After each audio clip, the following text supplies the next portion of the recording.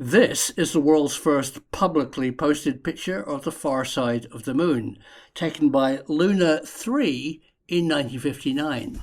But did you know that the cameras on board Luna 3 used captured American film from a spy balloon launched from Scotland? Meet David Mackay, a retired British military officer, author and historian, who has written about secret Scotland's Cold War history.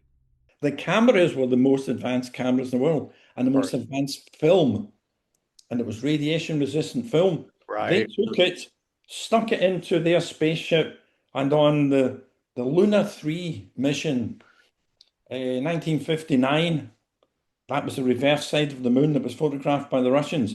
That was the film they used for it. Oh, you think when you say not the type of film, but the film, the unexposed film from your project. Because they didn't have access, I suppose, to the one or two vital ingredients to make this particular type of film. They said, this will do it. Hey folks, I woke up this morning and realized this interview I've just done with David is exactly what I've always wanted to do with this humble YouTube channel, to reach out to experts who can share their secret stuff with you. It fills me with joy that I can bring guests like David Mackay to you. I reached out to David because he's written a book about Scotland's Cold War history, and specifically about the Genitrix project, where hundreds of American spy balloons were launched out of Scotland to float over the Soviet Union. I suppose because Scotland is nearer the Soviet Union than New Mexico. David shared the story of the tartan Scottish spy balloons, but goes much further. What you're going to hear today is gold dust. I've never heard these stories from any other source. Meet David Mackay. Hey everybody, you've got David Mackay today. Dave is a historian and it has a history of being in the military and has written this fantastic book about tartan balloons, about balloons in Scotland in the Cold War. And it's exactly tying into everything that you know that I'm talking about on my channel, coming out of the balloon saga and what might have happened at Roswell. Well, the project that happened in Scotland that David's going to tell us about was the project that happened after. David, why on earth did Americans and the Allies launch balloons from Scotland? What was the mission, and what was the mission called? Well, I have to preface that by saying that Scotland, if you look at the globe, Scotland is strategically vital ground. It's like Greenland, Iceland, UK gap. We're the bit of the UK gap. We are on the route between the USA and the Soviet Union, so over the top, as airplanes fly over the top. That's why, you come over the top here. Sure. So it also meant that the wind, as the Earth was spinning around, was going in the correct direction. So jet stream, right. By about 1954, the United States, specifically the CIA, with the help of the Air Force doing the practicality side of it, the CIA had decided, well, we haven't got enough photography of the Soviet Union. We can send the ferret flights, but they can only get along the edges to specific areas and, very daring flights, etc. But there's millions of square miles of the Soviet Union that we haven't covered. We need to do this. Americans need to do it. God almighty. Because it then becomes bonkers after this. They worked out they could fly balloons with cameras in them across there. Just get them up and the wind will take them across. That was the simplicity of it. Sure.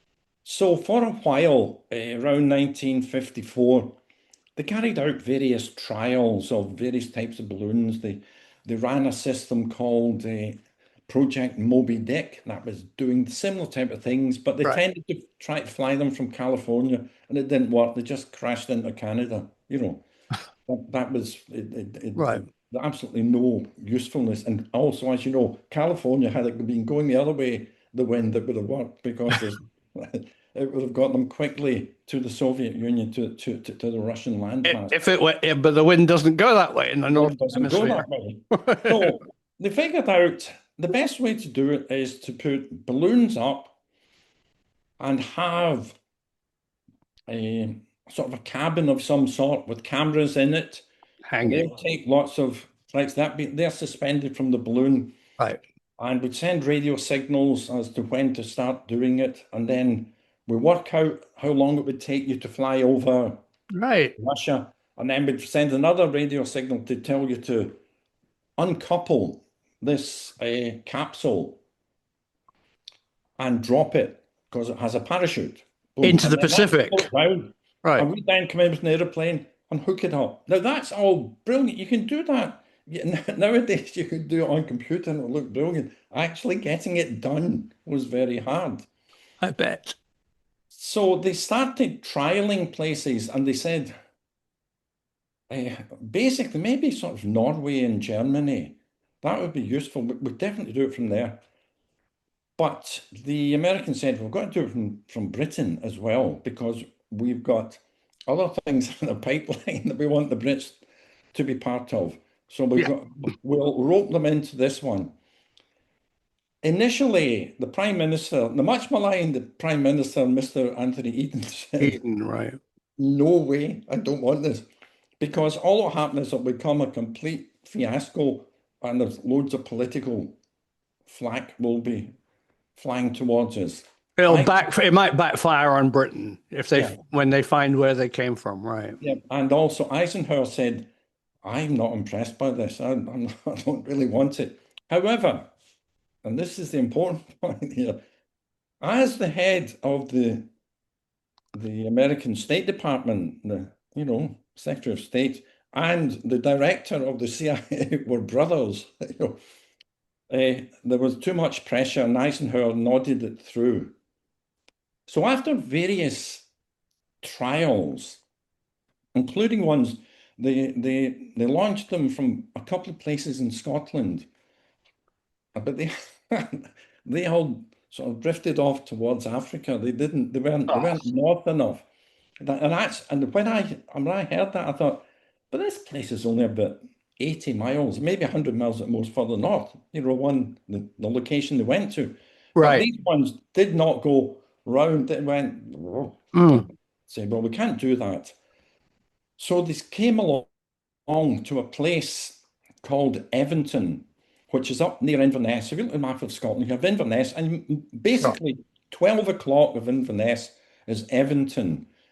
It's on the Dornoch coast. You've got Tornoch. So all that way up, it goes up towards Wick and Thurso, Right. around the top. So Eventon, they said, yeah, well, we can do it from there. And they had a couple of trials, like everything else, not exactly 100%, but they said, okay. Then someone said, but the weather in Scotland will make it too hard. And I say, yeah, we know that, but we must keep doing some because we want Britain to be involved. They're our ally.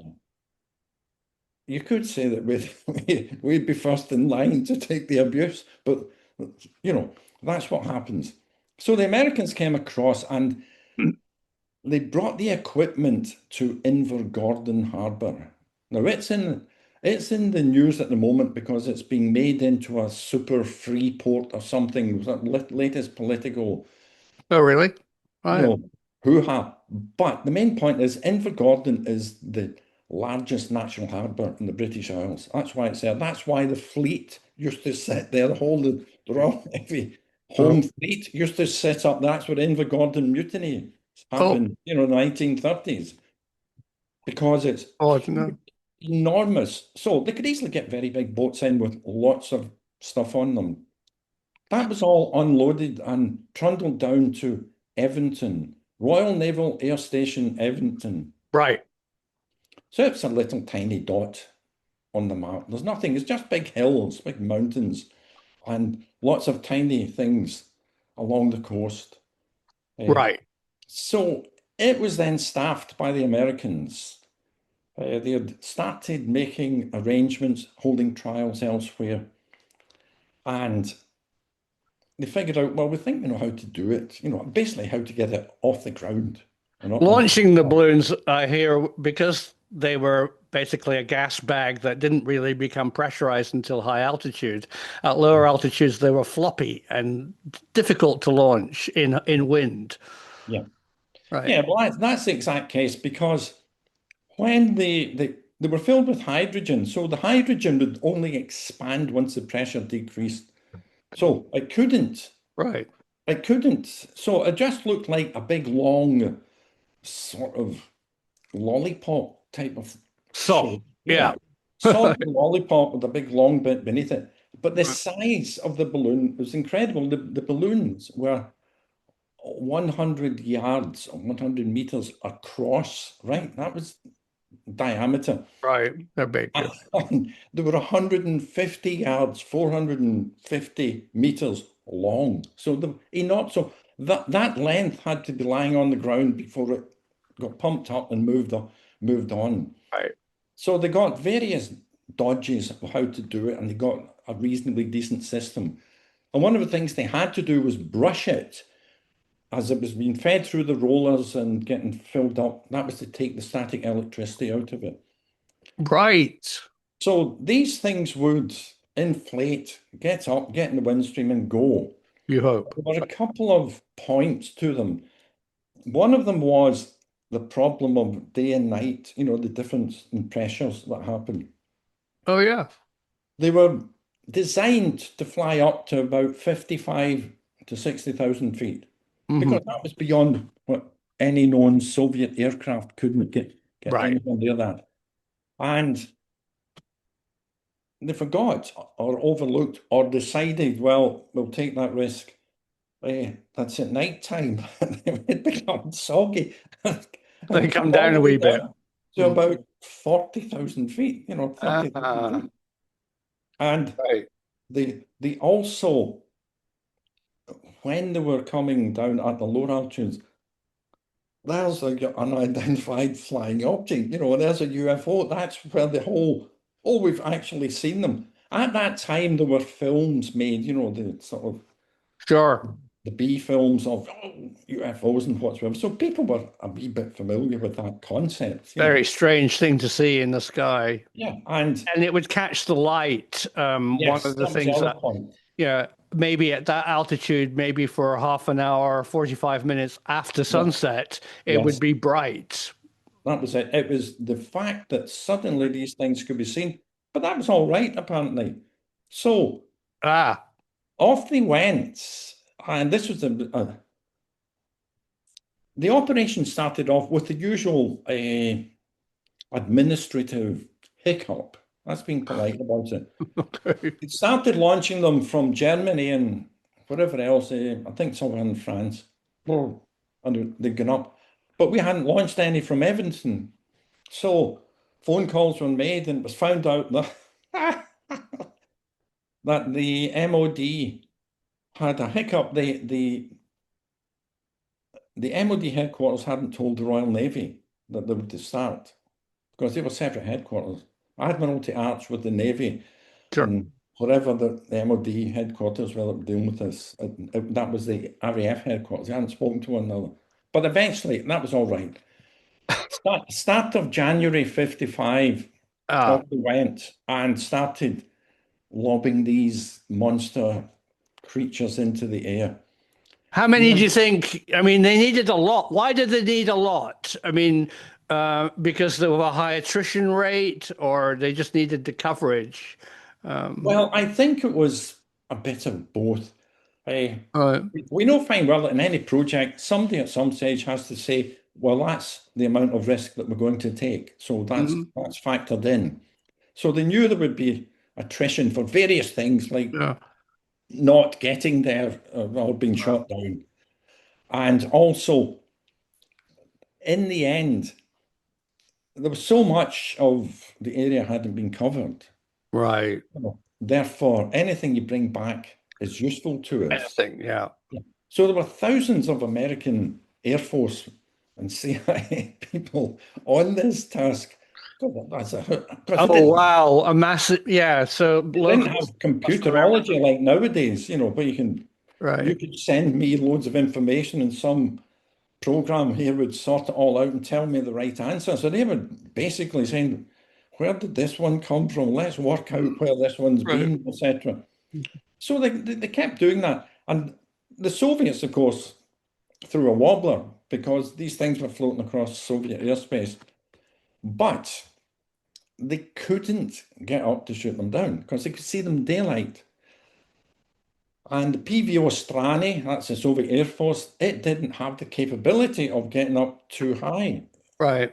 And basically let's say the direction finding antennae, which they had, were the exact same ones that we had, because they were German stuff called Wullenweber. Ah, And you'll read about them in the book because they were already installed in Scotland, down at Kirk Newton. right. It was a radio spy station. It listens into Okay. transmissions, triangulates, and finds out the position. So they were using the same stuff that we had. Oh, Then what shall I say, the hiccup came along. It turned out that there was a piece of metal in the sort of suspension system between right. cabin And the and payload. Right. and it was something like a yard long, almost a meter long. And it was metal, and it pinged back a radio signal. Big reflectivity. Oh, Right. radio reflector, as one has on a little boat. Boom. So Found it. the Russians were then able to track them and get up at night time when they'd fallen down and shoot a lot of them down. But they couldn't make a song and dance of it at the start because that would be saying our airspace has been invaded, but we can't do anything about it. So Oh, they kept quiet and they let them all believe the UFO stories or the weather balloons. These because originally the CIA cover story was this is part of the International Meteorological Survey. right. And it was actually quite useful to do that because There it was did a geophysical year in the national Mississippi. geophysical gear. Yeah. Right. Right. So that sounded, oh, that could be true. Anyway, these floated across. When they got out of the airspace, Yeah. sort of 160 hours, say it was the flight across, 168. What's Right. that? That's a week. Boom. So it takes basically a week from Scotland to get to the far side of Russia on the airstream. And then they were to slog their way down, and then the radio signal would be sent from the watchers, the observers who were on the other side at Okinawa, Guam, and all these various places. Right. The US Air Force SS, security service, they have the same Wullenweber kit. And they were saying, oh, here they are, boom, boom. Spotted. And they'd have these aircraft, the flying boxcar, everybody knows what a boxcar looks like. It's still more or less the same. Sure. And these had been modified with basically what looked like a big gantry of a pincer that stuck out the front of the aircraft. Right. And so when the parachute was coming down, it would go in and drive through that, and it would all hook onto it. And Right. then there was some mechanism, turn the handle quickly and pull it all back round behind the aircraft, and then to pull it back up and into it. Now, of all airplanes, not the airplanes, of all the balloons, there's something in excess of 500 balloons were sent up overall. Right. That's 106 came from Eventon. I went through the log of it all, every single one. Well, brilliant. they reckoned where lots of them were easy to identify because they'd crashed in the sort of the chaos zone from Eventon, that basically, let's say from Wick all the way around to near enough Dundee, a big part Right. of Bristol. Then it all crashed in that area. Crashing. But that was 43 of them. 60 of them got across. Wow. Well, but then they all disappeared. One of them from Eventon got through. And Look. this is first of all, it's a laugh, right? That's a 1% success rate, right? It took loads of photographs of big bit of Russia and North Korea. Excellent stuff. It had the most photographs of anything, so it was very valuable, nearly 1,000 photographs.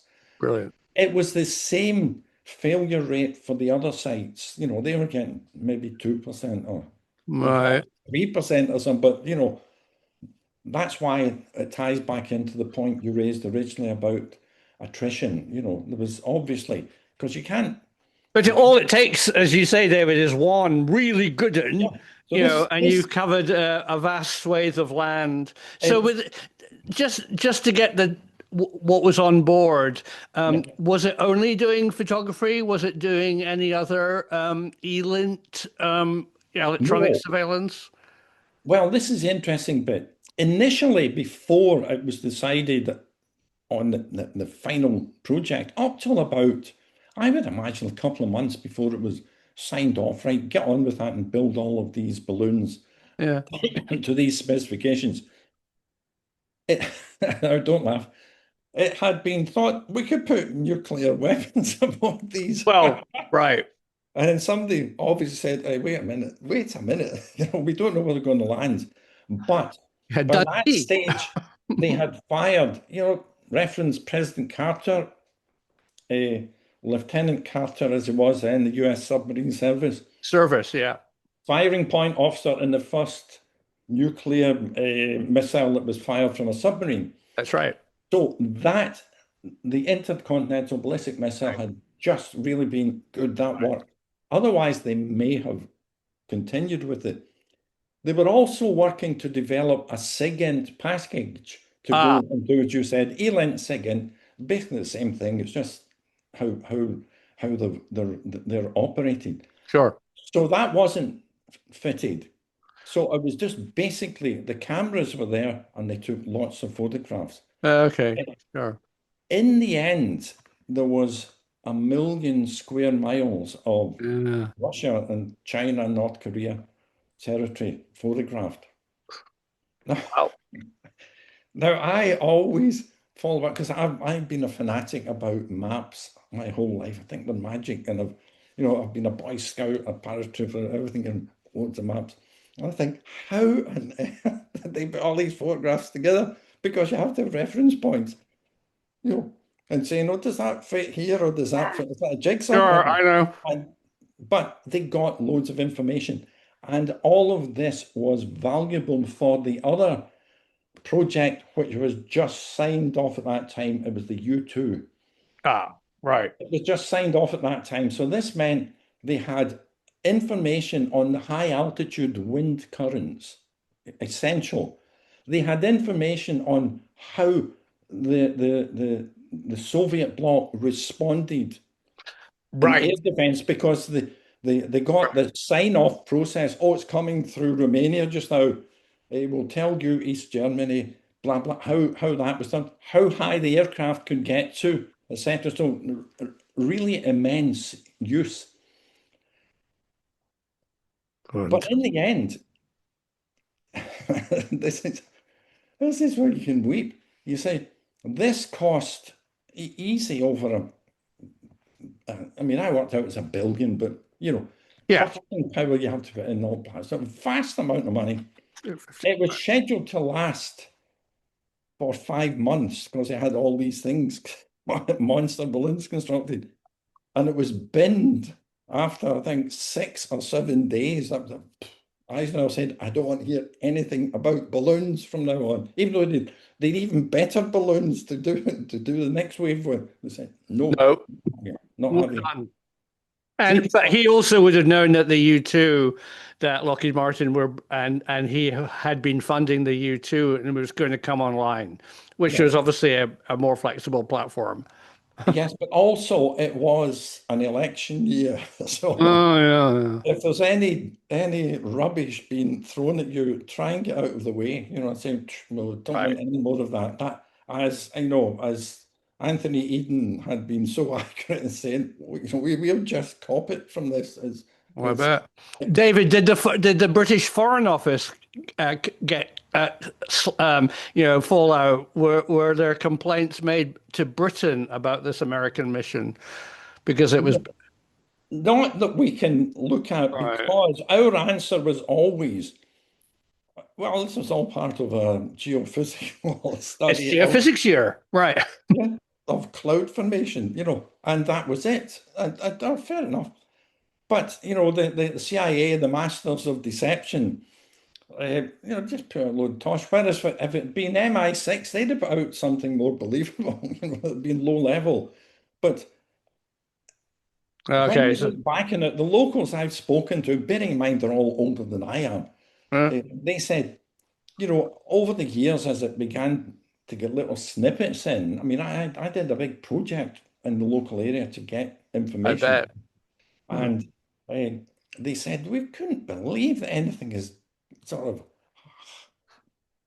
bonkers as that was Bunker. being tried, a camera hanging out of a balloon, which it basically was, Hmm. despite the fact that these the capsule, the cabin had the sign on it saying this is not dangerous. And if you find it, you You could mail it back. take it to the nearest United States embassy or something like that, and you'll get a reward, which you could get. But the locals, they would hope they would get a reward. They found lots of crash balloons lying all over the place. Oh, hand them in. You get money. Yeah, great. But the one interesting point is sometime, I think it was in the 60s, maybe going into the 70s, a guy who had been involved in the RAF mountain rescue, I think it was a very famous guy, Wally, I forget, Ted Wally, Yeah.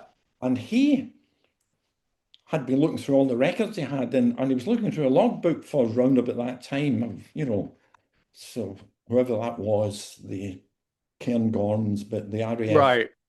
Bucky or whatever. Uh, and he found some information, but it didn't make sense. So he said, I'm going to chase this up. And he chased it up and they found out that there had been a balloon found, Right. let's say about 20, 30 miles north of Edmonton. But when the police, he checked the police logs for the local area, they'd all been redacted, I think we call it, we just saw the page out, throw it away. But And somebody had found it on a hillside. Oh, found it great. on the hillside at Ard and Right. everything was said about it. All, it was like a Monty Python. It was so easy to say, well, we're actually telling fibs about this. It isn't. We don't think it's a Russian Sputnik. You say, well, you couldn't because it was all written in English on it. So, Yeah. and none of the stuff appeared to be from Russia, etc., No. etc.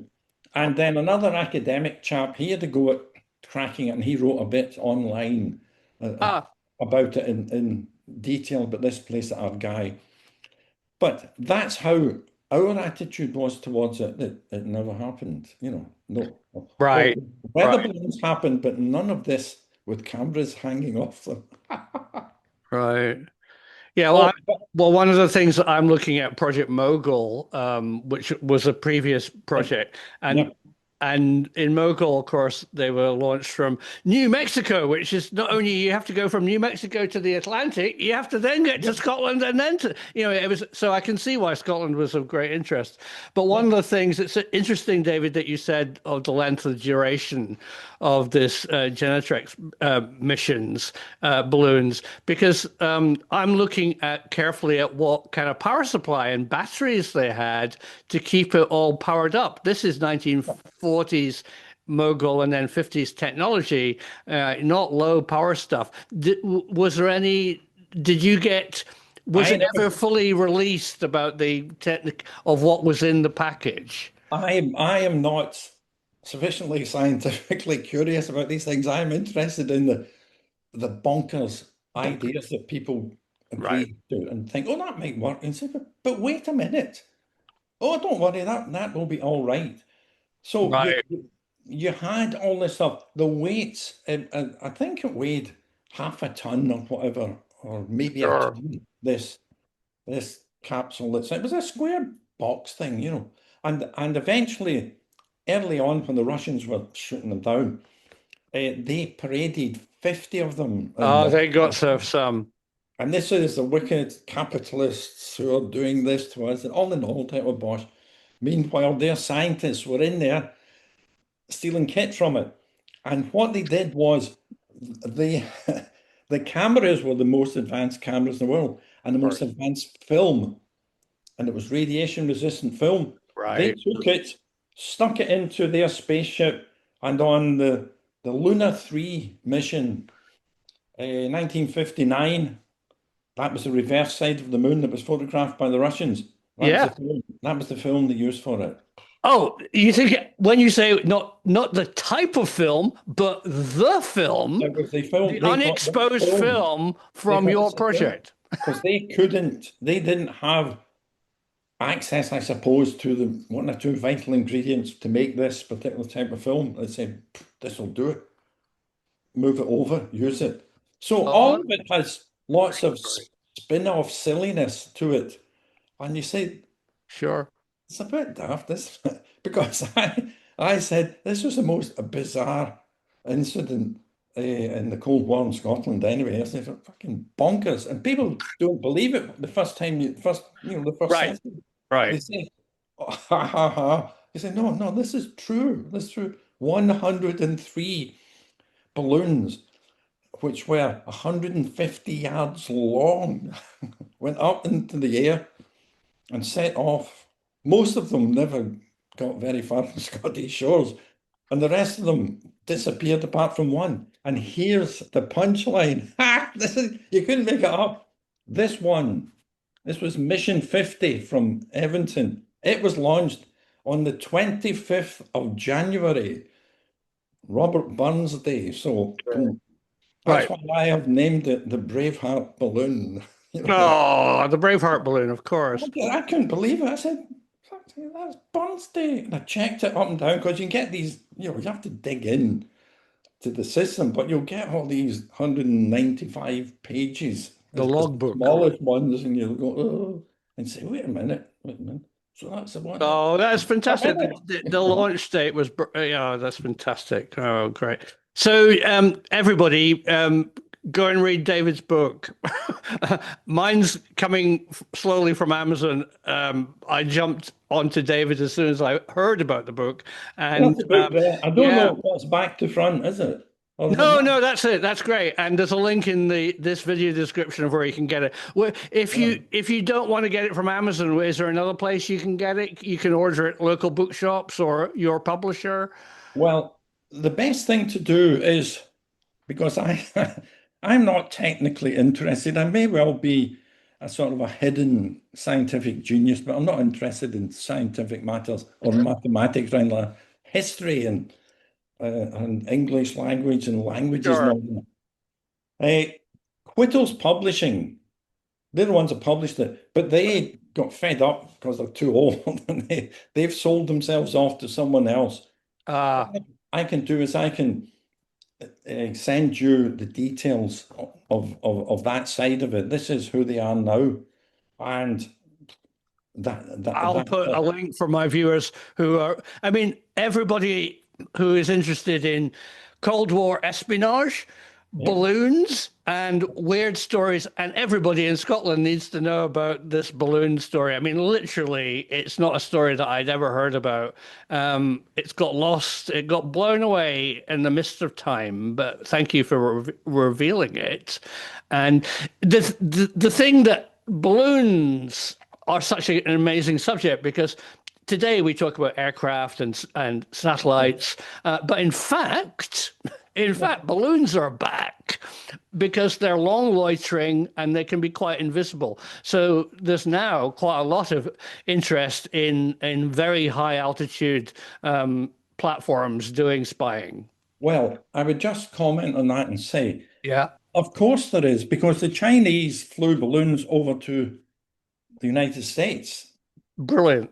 and they went on that same eastward bound high altitude wind stream. It Right, did. take them up here and they'll go to the States. And they weren't worried about collecting them. They just wanted them either to annoy the Americans Right. or possibly to transmit back stuff. Nowadays we have equipment that could send it all Right, to back. send the data back Yeah, in during the mission. Yeah, yeah. right. Because Yes, a lot of satellites are there now, but each of these countries has its own method of blocking out certain areas to access from other satellites. I was And my speaking to Nick Cook from Jane's Defense Weekly, and he was saying the thing with satellites, they're rubbish in a way because, you've got your wee spy aircraft coming out of the hangar, and you yeah, know when the satellite is going to go overhead, so that's you it. park it back. You, And that's why SR-71s and U-2s could appear over the horizon. But the best thing is to have a long loitering, high that's the whole point. altitude, Yeah, invisible balloon or buoyant craft. yeah. And the cameras are far more Right. competent now than they used to be. But when you go back to it, we don't know anything about 1950s, about these things. This was a major event. And all we know from the 1950s is Suez non-stop, Right. blah, blah, blah. And now we're getting other things on another social angle about the Mau Mau emergency. And then we'll soon be getting the Cyprus with Ioka and blah, blah. I say, but wait a minute, Hang on. this happened here. And this is what it was about. And at the time, it Right. was high technology. It's not, Right. we think it's a completely bonkers. Sure. No, it's absolutely high tech. It was cutting edge science at the time. And yet another example of we Scotland being used as a military base, the aircraft carrier in the Atlantic for America. I mean, as I grew up in Machrihanish, which was another base, which was, heavily a useful place to fly Yes, there's things a good into and chapter out of. on Machrihanish in the book. Oh, And you I recognize it. can't wait to read Yeah, your Machrihanish chapter. yeah. I went to before I went to, I bought property over first of all in Tarbert, then in Campbellton. But I Right. used to go to Machrihanish to do airborne exercises, and set Of them up. course, of You'd course. fly in, low level, sick as a pig, 4 hours low level flying is not fun for any. No, Then jump into Machrihanish and right. I cause remember them. there was an exercise, at least annual exercises. As a teenager, I would go up to Ben Gullion, the hill Yeah, I outside of know. Yeah, Campbelltown, yeah, and during the exercises, they would put up beacons for aircraft and yeah. parachutists. So there was always a wee battery and an antenna next to the triangulation station. You could tell that there was going to be an exercise. Right. I'll give you the takeaway. North End Farm. Oh yeah, I was setting up that this just I know happened to it. be the final airborne brigade exercise before the Falklands occurred. And I was the Uh, exercise director. So I went down, sort all the locations out, checked with people. And I said, right, well, after it, we're going to be coming up over the top, blah, blah. And I'll go through the farms, just say it would be coming up, blah, blah. And the man himself was there, Mr. Beetle. And he said, absolutely, "Oh, that sounds absolutely. great. Yeah. That sounds great." I said, "Well, it'll be in the dark." I said, and you'll probably be on tour or something. I said, "Yeah, probably." I'll let you go. Thank you very much, David. There's obviously more to talk about, and let's do part two very soon. So thank you. That's lovely. And thank you very much. Take care, Simon. Bye bye. Bye bye. Yeah. Bye bye. What can I say? Thank you, David, so much. You really made my day. This is exactly the kind of expert I want on this channel to share their inside knowledge with you. The truth is out there.